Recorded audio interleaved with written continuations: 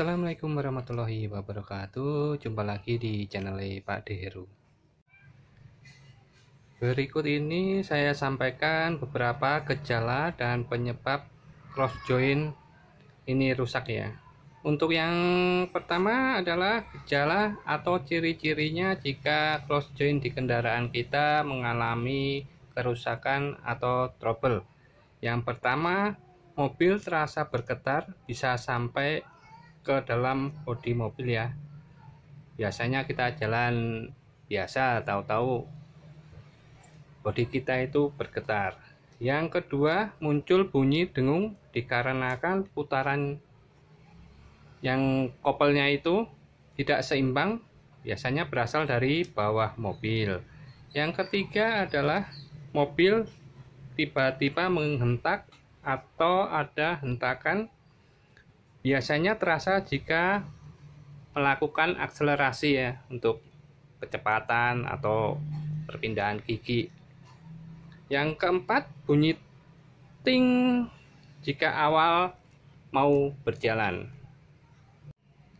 Sedangkan penyebab cross joint pada kendaraan kita ini rusak, yang pertama adalah tidak pernah kita vet atau ditambahin grease ya, sampai kering begini. Berapa kejadian sampai kering. Terus bearing bambunya ini pada rontok. Yang kedua, biasanya baut kopelnya kendor dan kita tidak tahu atau kita kurang sering ngecek kondisi baut tersebut. Jadi jika kita tahu baut kopel tersebut kendor, alangkah bagusnya langsung segera kita ganti. Lebih baik juga ganti ring pairnya ya. Biasanya yang lama sudah tidak maksimal lagi.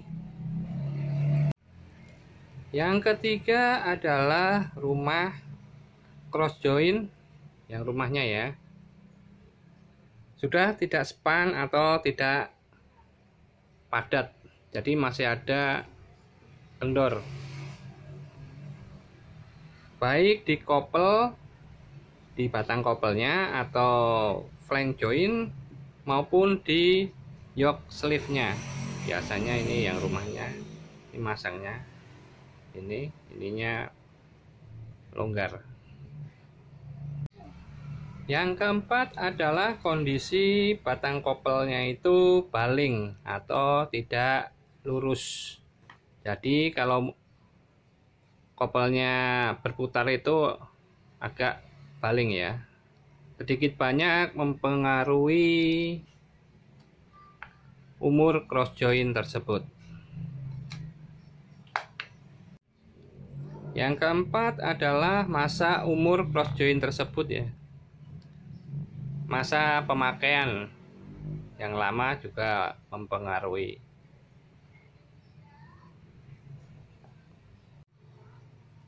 Beberapa kejadian saya temukan mobil sedulur ada yang trouble, tapi dia baru masang cross joint ini baru seminggu, ada yang 1 bulanan.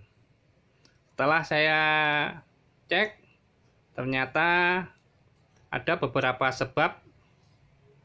Yang pertama adalah dia pasang nipple panjangnya ini mentok sama kopel atau flank joint maupun yoke sleeve-nya. Jadi waktu ada putaran dia mentok. Kalau dia mentok, ininya seperti dicongkel, jadi ini lepas lari. Nah, ini lari lepas, ini masih utuh tiga-tiganya. Untuk mengatasinya, jika masih ragu, kita bisa ganti dengan nipple yang pendek atau yang model L. Tapi kalau nggak ada, kita bisa tutup pakai baut halus 10 ya, pendek aja, ditutup. Nanti waktu kita ngevet grease ini dipasang kembali, jadi aman. Selanjutnya adalah faktor pemasangan snap ring cross joint tersebut. Ada beberapa kasus pemasangannya kurang masuk,